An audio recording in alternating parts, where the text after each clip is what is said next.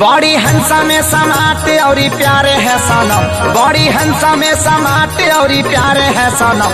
हम तुम्हारे हैं सनम, हम तुम्हारे हैं सनम।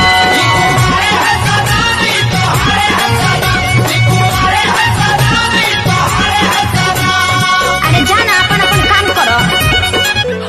है चीजवा मांगले बलमुआ जवान डॉक्टर साहेब मना किए है चीजवा मांगले बलमुआ जवान डॉक्टर साहेब मना किए है। जनती जेटी कुली पे सैया जिलू भाई जइहे, जनती जेटी कुली पे सैया जिलू भाई जइहे। तो किस्म किस्म के हम लगौती छोटकी नदी रे। बीच सफर में कहीं मेरा साथ छोड़ के तुझको कसम है नहीं हो जाना दिल तोड़ के।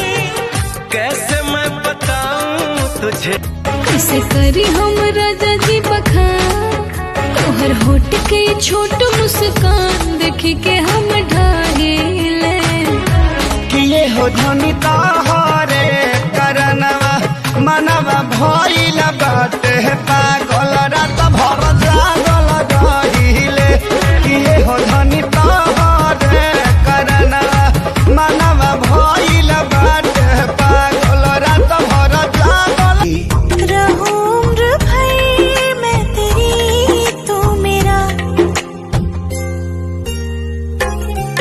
जब हम बादल बन जाए तू बारिश बन के आईहा, जब सांस भी कम पड़ जाए तू हमरा दिल में समैहा। रिमझिम सावन की बूंदे तू हर मौसम बरसैहा, जब सांस भी कम पड़ जाए। एहो ब्यूटी के खजाना बड़ू लभले करके पाना, मनवा लागे नहीं जब से दीदार भइल बा। ए जान हो तोहरा से प्यार भइल बा, ए जान हो सचहु के प्यार भइल बा। सच के सवर के दिलवा के घर में डलले बारू डाका, बनी कन्फ्यूज तनी कर कन्फर्म बात कहा तू पाका। पेनहले तू सूट सलवार बारू हो, मैरिड बारू की कुवार बारू हो। पेनहले तू सूट सलवार बारू हो, मैरिड बारू की कुवार बारू हो। तू अपना छोटकी बहिन से हमारा सेट करा देना।